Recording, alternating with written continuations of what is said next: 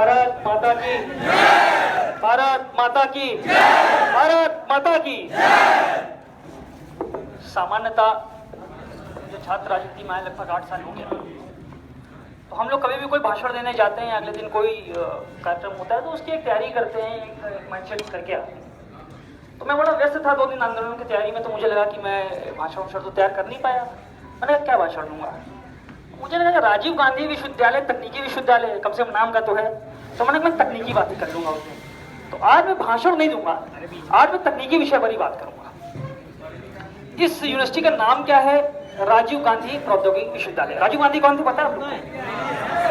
राजीव गांधी इस देश के प्रधानमंत्री रहे और उस समय में उन्होंने आईटी के क्षेत्र में बहुत काम किया। ठीक है, उनके नाम पे यूनिवर्सिटी हो सकती है, उसमें हमें कोई आपत्ति नहीं है।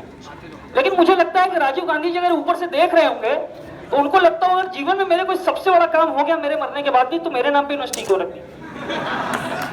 मुझे तो ऐसा ही लगता है। उनके नाम पे यूनिवर्सिटी तो उनको भी बड़ा दुख होता होगा, जहां भी होंगी मरहूम आत्मा है, बोलूंगा नहीं। अब ये तकनीकी विश्वविद्यालय है, यहाँ बड़े बड़े टेक्निकल लोग हैं। वीसी साहब इतने टेक्निकल हैं कि उनकी छुट्टी 12-13 तक थी, उन्होंने बढ़ा ली। उनको पता चला एबीवीपी आंदोलन कर रही है, अपनी जो है छुट्टी उन्होंने 3-4 दिन बढ़ा ली। चलो कोई बात नहीं, ये बढ़ा ली, अच्छी बात है। इतनी टेक्निकल यूनिवर्सिटी है कि एबीवीपी की मांग थी, बहुत दिनों से कॉपी अच्छी चेक होती नहीं, ये बात हम लोग को पता थी। तो मेरी व्यक्तिगत और एबीवीपी के बड़े दिन से मांग थी कि आप कॉपी डालिए। बहरहाल वो माल उन्होंने मानी। चैलेंज की कॉपी आप लोग को मिली, इस बार मिली कि नहीं मिली? नहीं, चैलेंज की कॉपियां चैलेंज के बाद अपलोड है। नहीं, जिसके रिजल्ट नहीं आए हैं उसको नहीं मिली, और रिजल्ट तो किसी का आता ही नहीं है ना। आप बात समझो। तो इतनी टेक्निकल यूनिवर्सिटी है कि इन्होंने कॉपी बिना जांचे नंबर सोच लिया, टेक्निकल का फॉर्मूला लगा कि कितने नंबर मिलेंगे, नंबर दे डाले और नंबर दिए कितने? 0। हाँ, वो 0 ही हो गया। मेरे पास एक नहीं 50 ऐसी पूरे प्रदेश से कॉपियां हैं, ग्वालियर, जबलपुर, इंदौर, जो मैं अगर आपके सामने भी रख के जवाब पूछूंगा आप मुझे जवाब नहीं दे पाएंगे। मैं आज कोई भाषण नहीं देना चाहता, भाषण देने के मंच अलग होते हैं, और आज मैं कोई आक्रोश में भी नहीं हूँ। आक्रोश मेरा मूल स्वभाव है, क्योंकि मैं एक छात्र नेता हूँ, इस देश का एक यूथ हूँ। लेकिन आज मैं बहुत दुखी हूँ और दुर्भाग्य मानता हूँ कि मैं भी इसी विश्वविद्यालय से पढ़ा हूँ। और मैं दावे के साथ कह सकता हूँ, इस प्रदेश का हर विद्यार्थी जिससे मेरी 1-to-1 बात कहती है, वो अपना आरजीपी में पढ़ना दुर्भाग्य मानता है।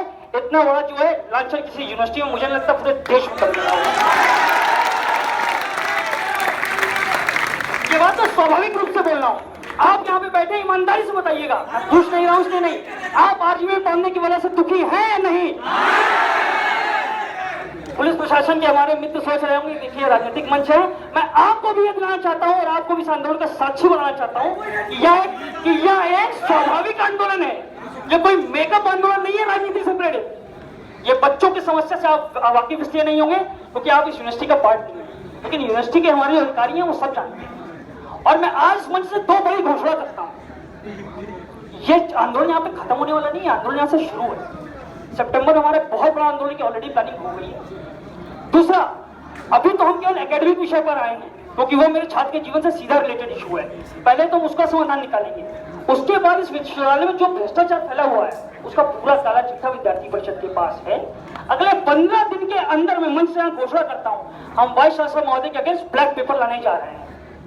ब्लैक पेपर में उनकी पूरी कहानी, पूरा काला चिट्ठा यूनिवर्सिटी के सामने और माननीय मंत्री जी के सामने खोल कर रखेंगे।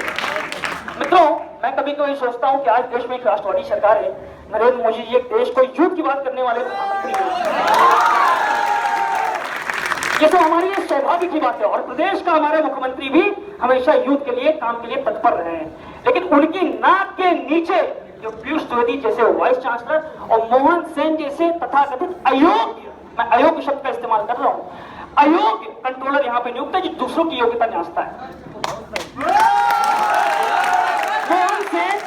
मोहन सेन आप प्रदेश के मुख्यमंत्री से, मंत्री से मिल सकते हैं, लेकिन मोहन सेन से आप नहीं मिल सकते।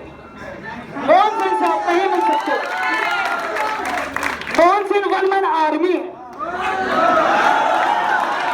Mohan Sen one man army है। मोहन सेन रैम्बो है।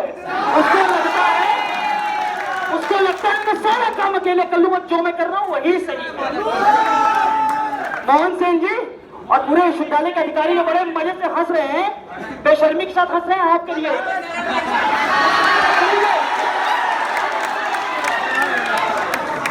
ऐसा है, जिस विश्वविद्यालय के आप ठेकेदार हो, जिस विश्वविद्यालय की व्यवस्था आपके हाथ में है, इनमें से आधे बच्चों का पेपर है और उस विद्यालय की देखिए छवि पे कितना बड़ा ये क्वेश्चन मार्क है।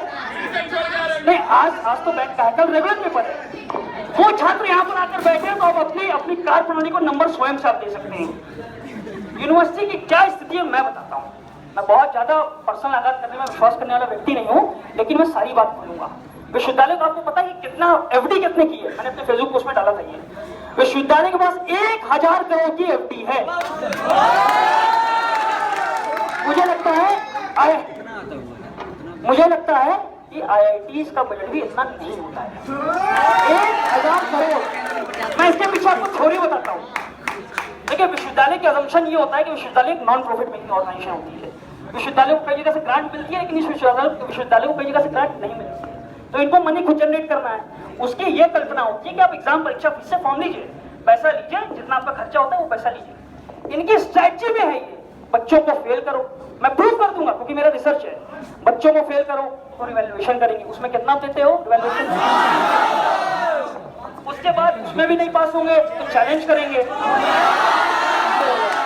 मतलब एक बच्चे से, और 1300 रुपए एग्जाम फीस है, जबकि एग्जाम में जो खर्च, एग्जाम फॉर्म, ये जो फीस है, ये जितनी टोटल लेते हैं उसका 1/10 भी नहीं है। मैं आपको एकदम फैक्ट बता रहा हूँ। ये पैसा कलेक्ट करके, ये जो भवन आपको दिख रहा है ना, इस विश्वविद्यालय में भवन, ये विश्वविद्यालय भवन किसी प्राइवेट व्यक्ति को नहीं देते कि आप क्वेश्चन मार्क लगा दें कि आपने प्राइवेट टेंडर दिया है किसी को, ऐसा नहीं। ये गवर्नमेंट एजेंसी को देते हैं, ये CPA को देते हैं टेंडर, और उसमें क्लॉज लगा